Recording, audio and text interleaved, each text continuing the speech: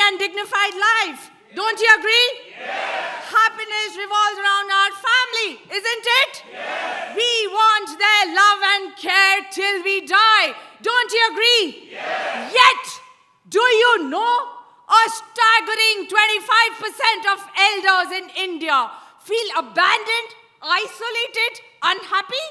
They lack basic dignity and often land up in old age homes. I have seen when hands shake and steps become slow. They crave companionship, but a quick, obligatory phone call is all they get. Emptiness beyond words. The silent pain of being unwanted, unloved, uncared for leads to helplessness, resentment, and may end in depression, dementia, heart disease, even suicidal tendencies. Trust me, friends, this may happen to you. Individualistic societies, migration, changing life priorities is the stark reality. So I urge you, prepare yourself now while you still have strength in your bone and clarity in your mind. So once you reach elderly age, you will be standing with grace and courage and dignity. Do you agree technology influences every aspect of our life? Yes. Hasn't music entertainment has almost become free? Yes. Isn't the human connection most valuable as AI is speeding up in a greater level? Yes. Before artificial intelligence, technology convergence created a zero marginal cost society. Means music, communication, entertainment, transportation, energy, and even computing has almost become free. AI is speeding this up. Anything digitized can cost nothing. AI is not a tool anymore. It is replacing every repetitive intellectual jobs. The only trend that truly matters now is life in the real world. I have witnessed this in my own career. AI tools automated the reports, streamlined the processes, made my work faster and easier. But then came a situation which changed my perception. My colleague needed a confidence, not a software. I listened, I guided her, I shared my experiences. That conversation built a trust in her and helped her stronger in building a confidence.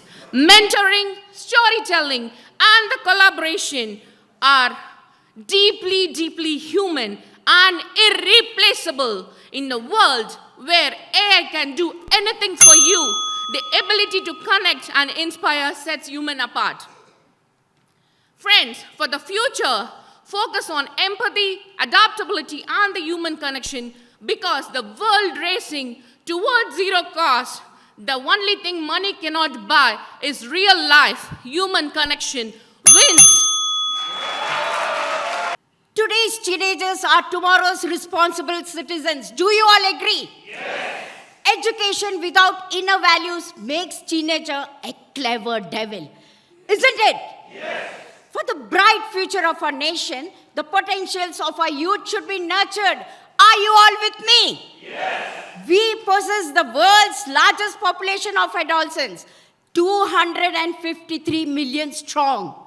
This youth bulge is a demographic dividend. It's an engine driving our economy. But think of a Ferrari. It has a massive, powerful engine. Yet, without a steering wheel, that power is waiting for the disaster to happen. Similarly, for a country's growth, intelligence without inner values is incomplete and dangerous. So, I took the initiative to instill moral values and ethical behaviors to teenagers through Chinmay Mission platform. My goal is to help them differentiate between right and wrong and also to drive them to understand of their individual goals, all while keeping the ultimate goal of life in their mind. Once the destination is clear, the path is visible. Let me tell you the story of Tejas. When Tejas joined us, he was shy, introvert, and lacked confidence. I focused on fearlessness and purity of mind. Tejas drastically improved in academics, placed tabla at central stage. In fact, in the arena of life, he found his voice. If one transformed teenager can make a ripple, imagine the massive wave of change that we can create together. Let us empower teenagers with value education and lay a groundwork for prosperous, harmonious, and unified India. Strong bonding is important in family, isn't it? Yes. Children should feel comfortable to speak at home, isn't it? Yes. For this, it is important to bridge the generation gap. Am I right? Yes. But the real challenge is who puts in the effort? Technology connects us instantly, yet emotionally we are drifting apart. Children hide storm behind their calm faces, and parents carry years of expectations. And between these two truths lies a quiet issue, the generation gap. Recently, I read in the news a student secured admission in the top medical college, a dream of many. Yet, he committed suicide. Why? Because he wanted to pursue a different career, but the family pressure left him with no choice. For him, ending his life seemed easier than facing the judgments and arguments at home. According to the World Health Organization, 1 in 7 adolescents face mental disorder, yet many suffer in silence at home. Fortunately, my story has been different. We have a simple rule. At dinner time, no phone and no TV, just honest conversation.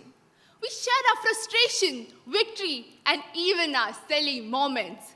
We laugh, argue, debate, but most importantly, we talk. Slowly, the dining table became the safest place created by my parents where I can share my innermost feelings. The generation gap isn't a bridge, it isn't wall. It's a bridge that is waiting to be built through proper communication. And when that builds, understanding flows naturally. So my dear parents, start listening without judging.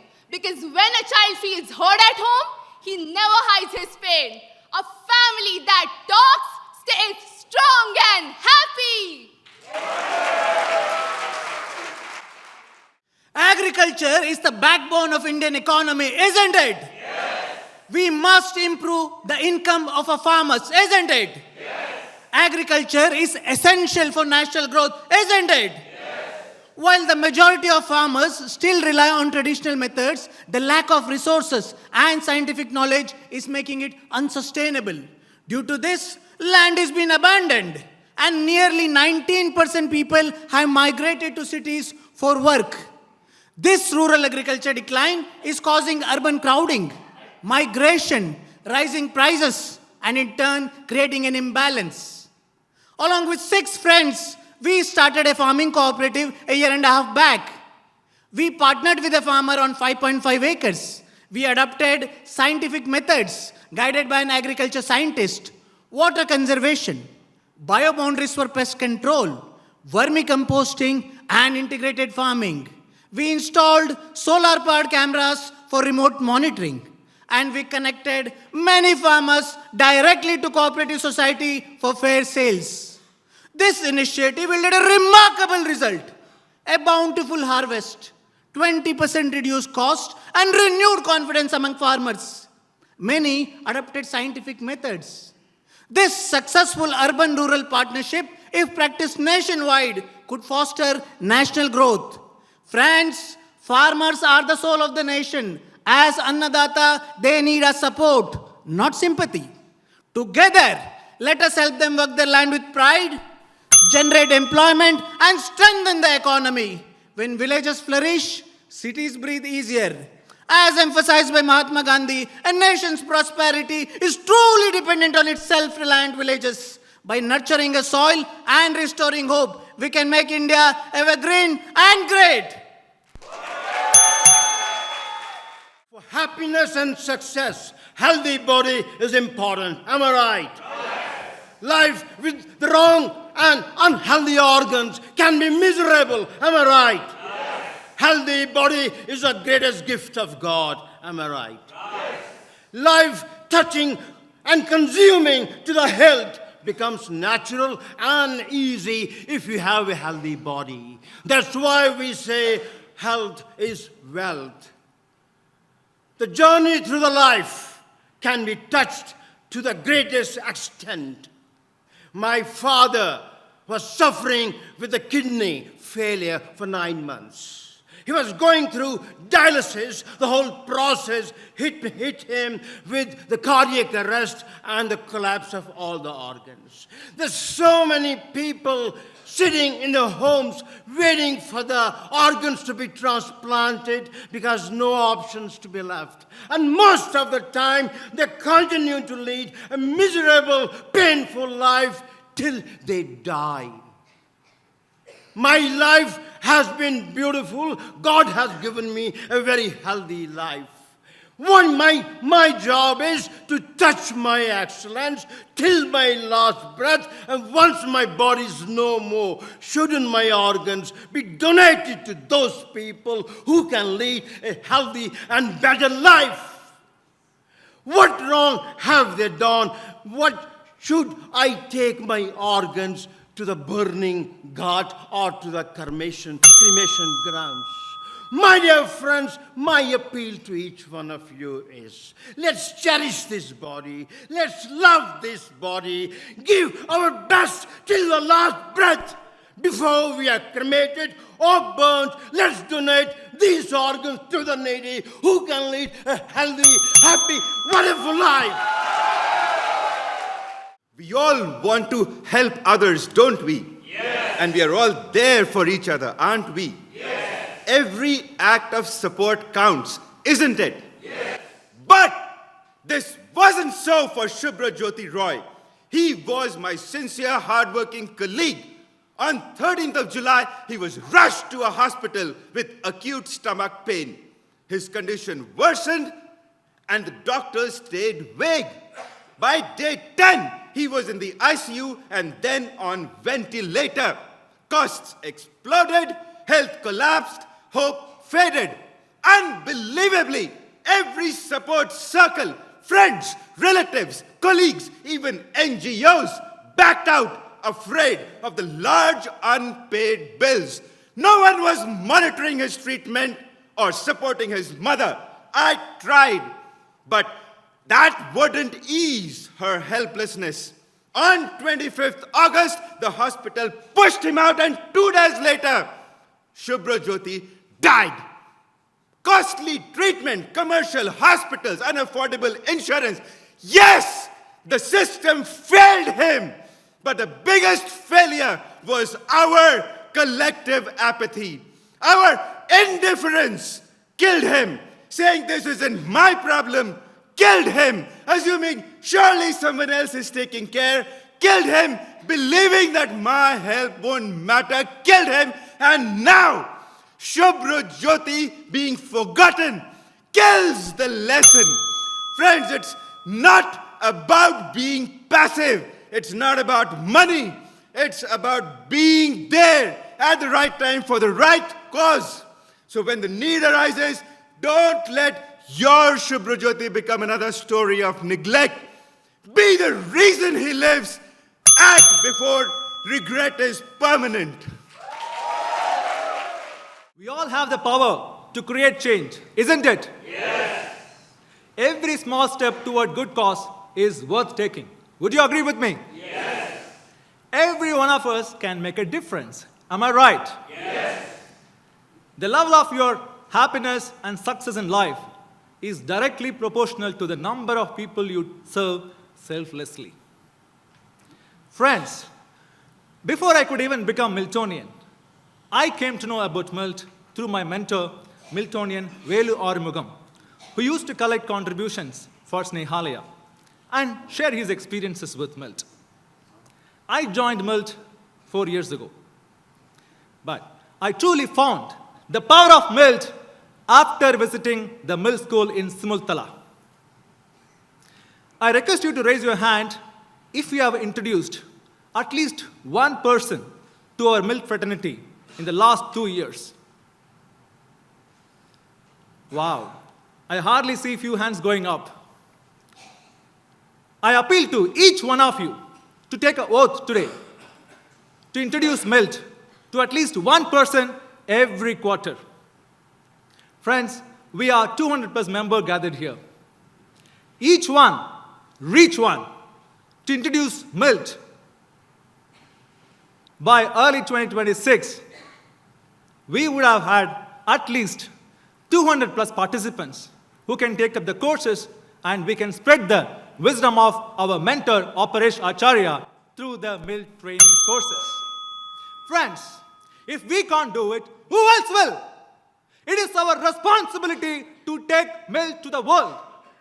And I'm sure, with the shared intent and collective action, we can make this world a better place to live in because we came here. And I'm counting on you, and let's make it happen.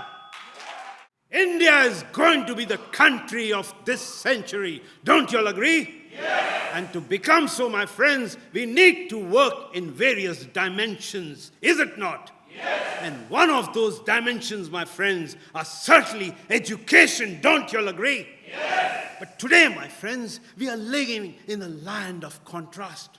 On one hand, we are launching satellites on the space station. On the other hand, children have to walk kilometers together to a village in a school. On one hand, we celebrate digital revolution.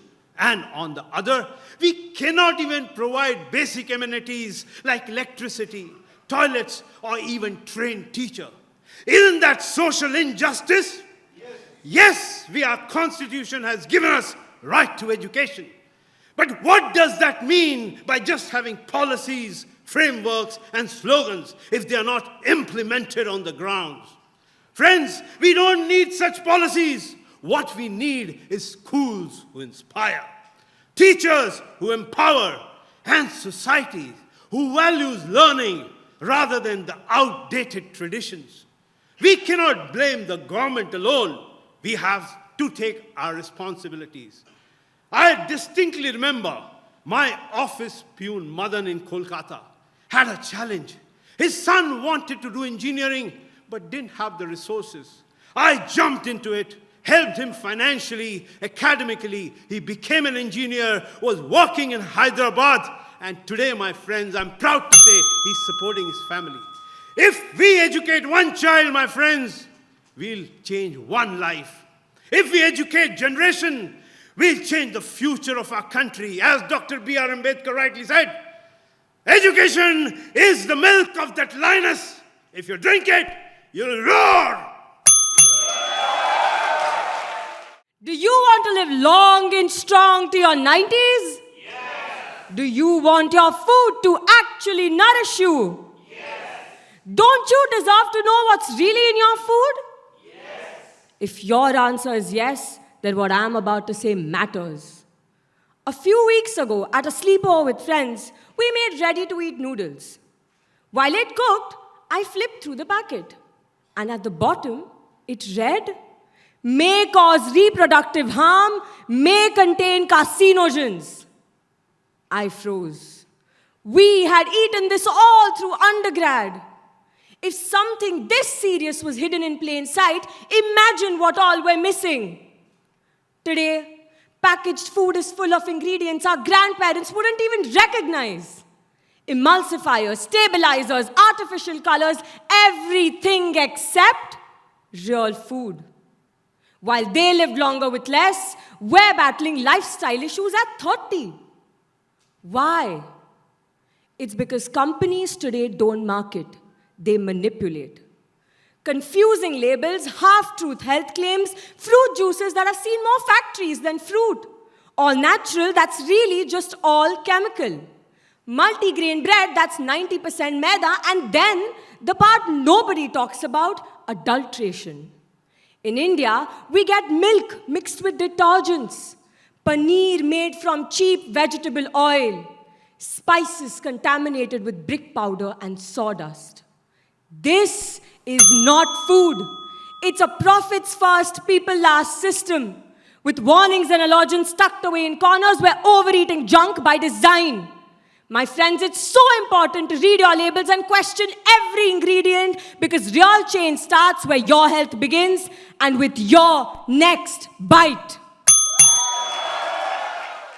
Every person must have dreams and goals, isn't it? Yes.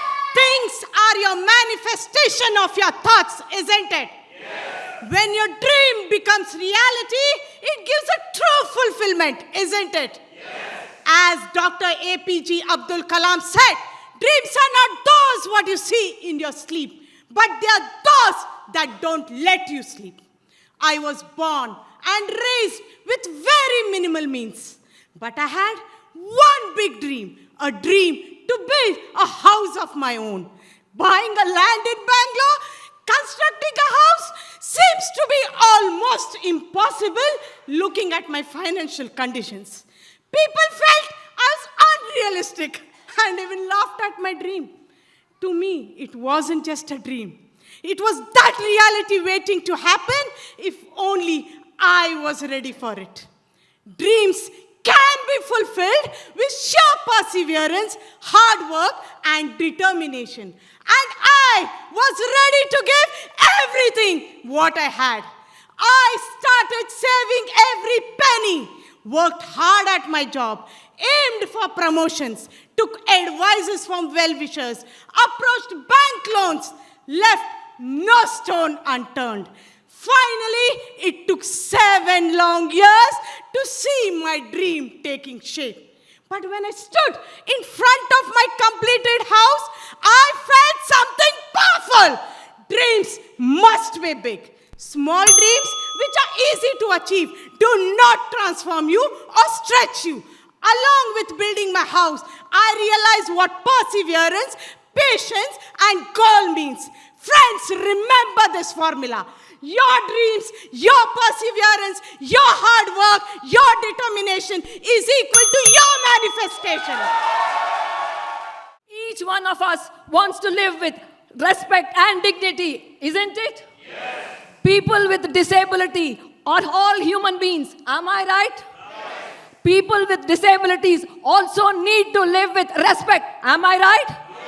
Yes, my friends, we find people with disabilities all around us, mental, physical, and intellectual. They do not get the right support and opportunities and often are ignored and ridiculed. Parents do not accept their disabled children, expect excellence instead of providing the right support and opportunity. Helen Keller was blind and deaf, but with parental care, guidance and training, she was able to find the purpose of her life and rose to become an inspiration for disabled people across the world. My daughter Vasudha has autism and intellectual disability. At the kindergarten school, her teacher treated her very badly as she was unlike other children in her class. Children did not talk to her. But when my husband and I realized her special needs, we provided her the care, support, therapy, conducive environment, and encouragement. Today, she has completed her BA degree in music, plays violin, draws beautifully, is trained in theater. As a result, she has developed into a confident person. People with disabilities may be handicapped in one area or the other, but they are skilled in some other area. Let us all accept the disabled child in our family, providing them environment to bloom. Let us all support and encourage people in our workplace. Let us all make the public places easily accessible to disabled people. Let us make this place nice for everyone, including the disabled.